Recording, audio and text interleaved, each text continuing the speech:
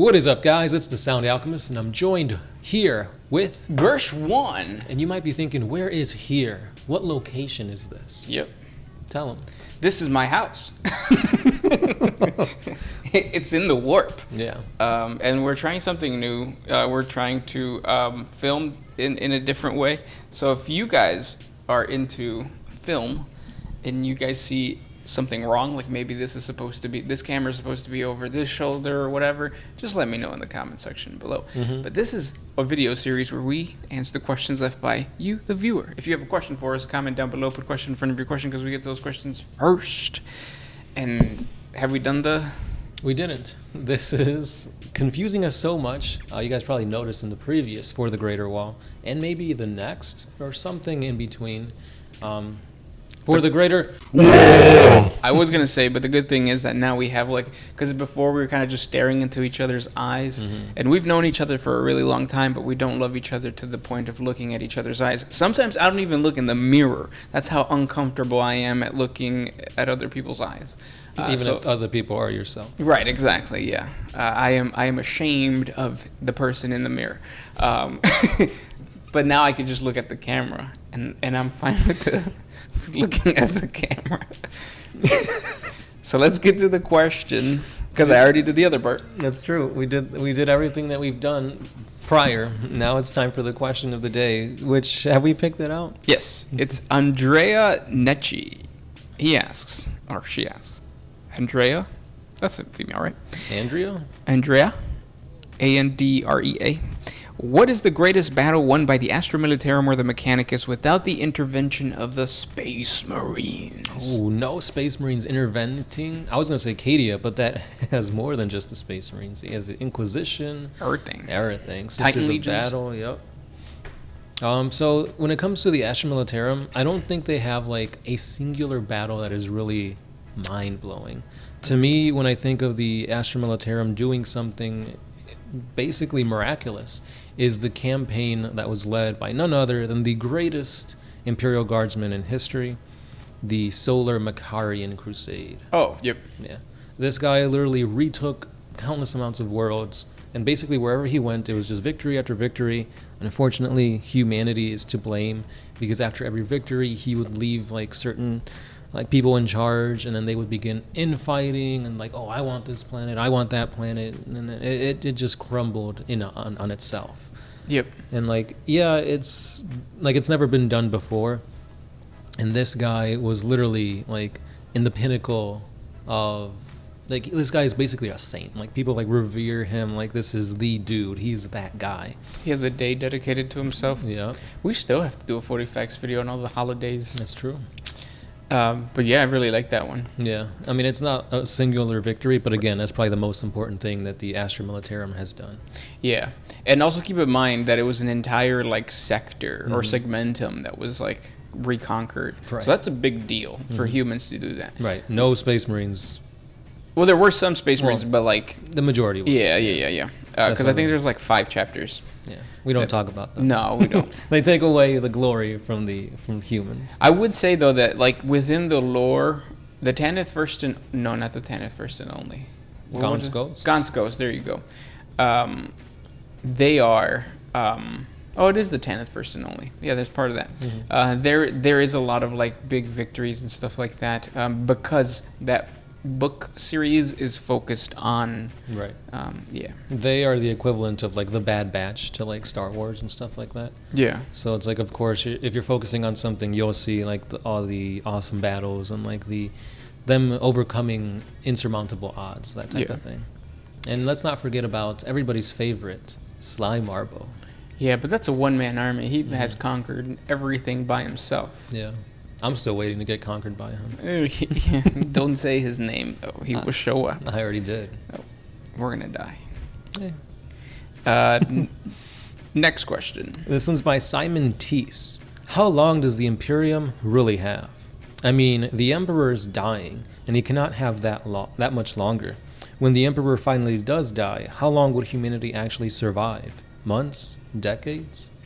So I don't actually think that the Emperor is ever going to die. I guarantee you that if GW ever wants to take the Emperor off of the Golden Throne so that we can get a model on the tabletop, what's going to end up happening is either A, he's going to regenerate because he's a perpetual, or B, he's going to become a god, a living entity, or not living, I guess, a warp entity, the god of hope, the god of order within chaos, which is crazy. And I think that will continue the Imperium's success. Yeah. Say for some reason the GW does say, oh, the Emperor's dead. I don't think the Imperium is relying on him that much, because if news, I don't think they'll let the news even spread of his death.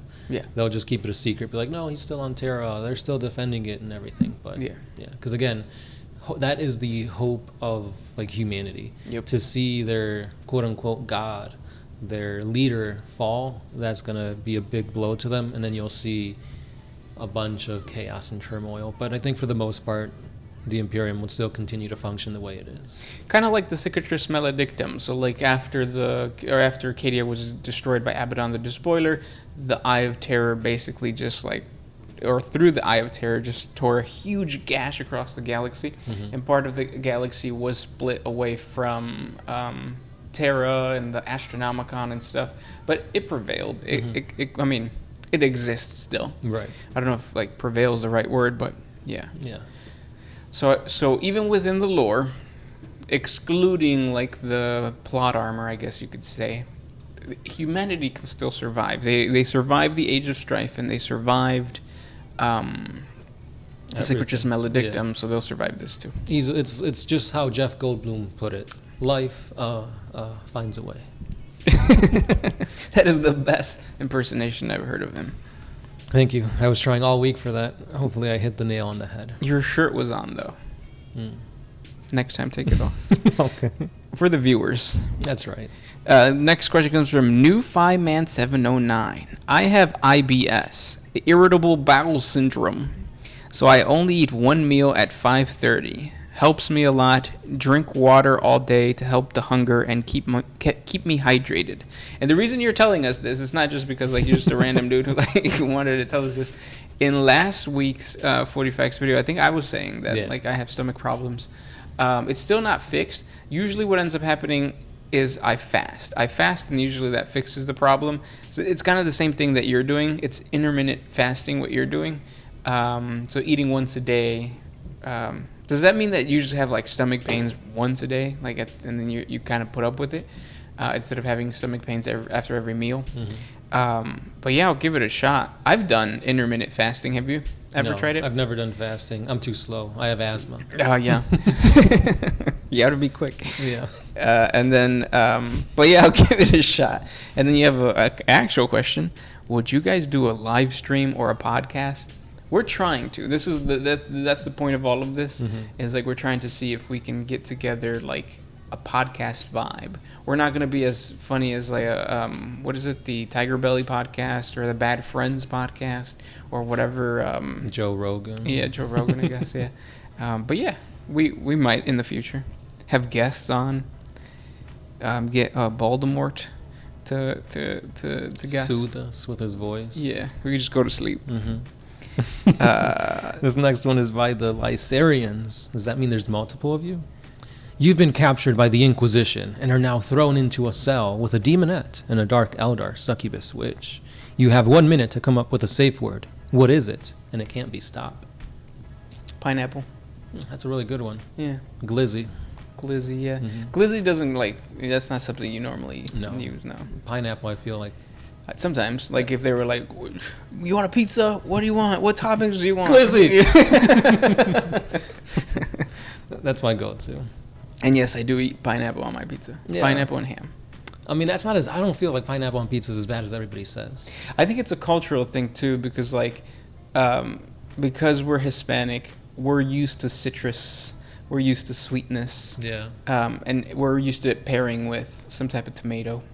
Because like that's what, like sometimes like when you do a guac, have you ever put mango in your guac? Delicious. Yeah. The best thing ever. So like a salty sweetness would be good. I don't know why they call it Hawaiian. Yeah, maybe it was... Are they even pineapples in Hawaii? I think so. I don't know. Coconut, maybe. Coconut on a pizza? That would hurt your teeth. Yeah. What's the weirdest pizza topping you've eaten? So this was actually really good. It was artichoke, goat cheese, and jalapenos. Oh, man. Yeah. Yeah. It was really good, though. I tried the, when you replace the sauce with peanut butter, don't. Yeah. Don't. It is a sticky mess. You know what, though? I really do like pizza bread or pizza dough. Like, my mouth is watering right now. So I think, like, that with peanut butter would be nice, but in small quantities. I couldn't have a pizza slice of... This next one is by Dima21. Are there any Warhammer 40K equivalents of dragons or giants maybe in the universe? I mean, there's gotta be. They may not outright call them giants or dragons or wyverns or that thing, but they do. Yeah. I mean, if you look at Nocturne? Yep. The salamanders? The salamanders, yeah. They've got dragon-esque creatures on there. Basically, whatever world you want to look into, the flora and the fauna could be really crazy. On Fenris, they got ice trolls. Yep. They're basically... The Yeti. Yeah. Basically giants, so yeah. Krakens are in there, too. Yeah. And then also, like, the Exodites. The Exodites actually ride dinosaurs. Mm-hmm. And, like, we consider them dinosaurs, but, like, yeah, they could be mistaken for dragons. I think they call them dragons. Right. And the reason GW did that, my theory is that they wanted to have people kit bash the elven dragon models, the riders, which are really awesome. It's a really cool sculpt. They are. Yeah. I wish, well, I don't know, it might happen. GW might put out more Exodite models with the new 9th edition release for the Eldar. Yeah. Maybe, but I doubt it. They're going to put that out instead of new troop choices. New troop choices, yeah. Because the troop choices for the Eldar line, they're old. Abysmal. Go ahead. Speaking about abysmal, Grand Puda says, could an endless loop not be endless? By definition, isn't it always endless? Yeah. So an endless loop, yeah, could not be endless. Unless some outside force causes it to end. Mm-hmm. Because they say whatever has a beginning needs to have an end, but what if it's endless? Also, like, I think whenever you're dealing with things that have time involved, time is a construct created by our, like, need to understand order, reality. Yeah, order and reality, comprehension. So sometimes, like, when I think about evolution, like, we evolved to perceive time here, but, like, any other sentient being that is, like, that can move from one time zone to another time zone without it being, like, or with it being really dramatic, they must have evolved some type of way to perceive that time differently, I guess. Mm-hmm. I don't know. And then didn't they, like, NASA or something confirm that there's, like, a parallel universe where time runs backwards? Yeah. So it's the warp. That's true. Next question. This next one is by Dragon Punch 903. What era of Warhammer is your favorite? The Great Crusade, the Horus Heresy, pre-Primaris, or the current era, post-Primaris? Just because post-Primaris is so new, I won't say that is my favorite, but I'll go with the Horus Heresy. Reading and knowing, like, that the events that happened there shaped everything else, that's kind of cool. Because don't get me wrong, the Great Crusade and, like, finding and reclaiming the Primarchs is also pretty awesome. But I think once you get to, like, the introduction of chaos and Primarchs who have already been established, having these, like, problems amongst themselves and all these conflicts, I think that's pretty cool. Yeah. No, I get you, yeah. I think for me it's the Unification War, just because it's very Game of Thrones-esque, where it's like the Emperor, and let's not forget that, like, the Emperor didn't just completely, or he didn't, like, think, like, I'm going to annihilate all of these techno-barbarian warlords. He actually tried to negotiate with them, and the ones that actually did go into the Imperium ended up becoming High Lords or ended up becoming important generals for expeditionary fleets. And that's, like, an entire or almost like a mini universe that could exist within Warhammer 40K if Games Workshop ever wants to explore it and have like a box game and go into like epic scale with the vibe of Necromunda. Yeah. Where like when you look at the Necromunda models, they seem so alien, especially like the so many gangs are so alien. And I think with the Techno-Barbarian Warlords, you have that like weirdness, but it's centered on planet Earth. Terra. Yeah. Well, and then at that point, it was still called Earth, right? I'm not sure. I'm not really sure. But what's cool is that you still have Africa. You still have, I mean, obviously like the UK because that's yeah.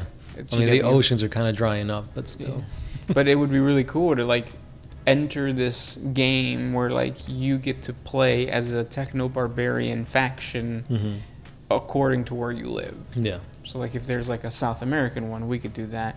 A North American one, an Asian one, an African one, and then yeah. Yeah. Based on the resources available or the terrain, you get certain bonuses and stuff. Yeah. And then we all lose when the First Legion, the Dark Angels, come up. Yep.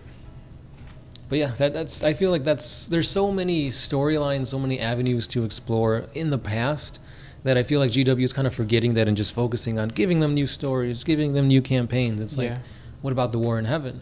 What about like, that would be badass, yeah. Yeah, like you said, the whole unification wars, the dark age of technology, all this stuff could be heavily explored on way, way more than what it is now. But GW's like, no, we need to make new models, we need to make new storylines. Yeah. And I guess hopefully GW can change that. But I kind of understand why they're trying to progress the story. Because like the selling point is Space Marines, not the Grim Darkness anymore. Yeah, that's true. But yeah. And then we got time. Oh, no, we still got some more time. Next question. This one's by P.W. Nikas. What's to say that your upset stomach wasn't just a blessing from Papa Nurgle? It could have been, or it still could be. However, I'm not hearing any voices yet. And I would expect if I have an illness of Nurgle, I would get like, whispers in my ears by what are they called? The Tallyman? What are they? Oh yeah. The Tallyman. Rodigus. There you go. Was it Snippety Bile Piper or something like that? Yeah. I have one from Glowsmans. Do you think Zogrod Wartsnaga would actually get a Grot force to become independent from Orc culture, leading to an independent Grok empire? Is he the fan-made character, or is he the actual, like... I think that's the new guy with, like, the crazy hair. That was, like, shown amongst the Beast Nagas. Yeah.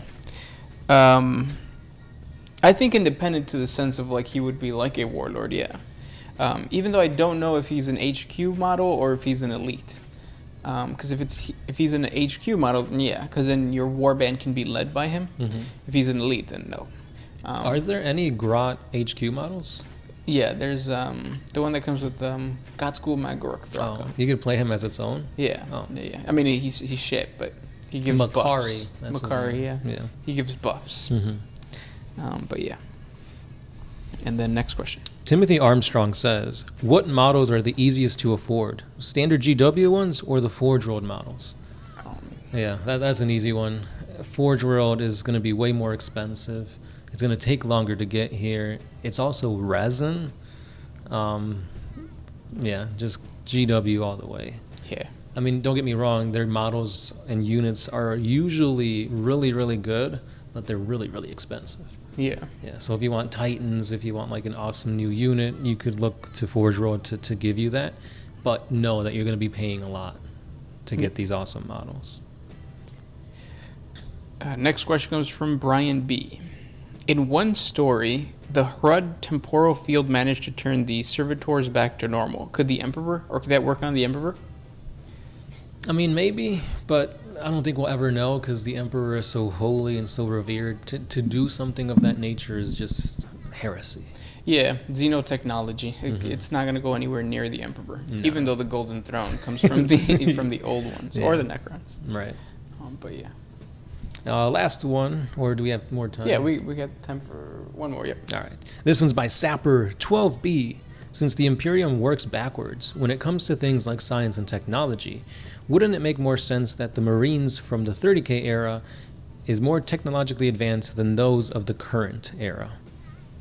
Yeah, you're right. Warhammer 30K has... You had Contemptor dreadnoughts, you have radium weapons, you had all this technology used for warfare that you don't really see nowadays. A lot of these things are relics of the past and they're really strong, but because of time and just how backwards the Imperium is, the way that technology works, like they've forgotten how these things work. So you have to find STCs of like the Contemptor dreadnoughts to build one in this current day and age. So that's, yeah, you're 100% right. Yep. And yeah, those are the questions for today. If you guys have more questions for us, please comment down below. Thank you guys so much for listening, and we'll talk to you guys tomorrow. Yeah, give us pointers on the setup and whatnot. And again, we'll be answering your questions in the next one. This has been the Sound Alchemist, Gersh1, and we are afuera.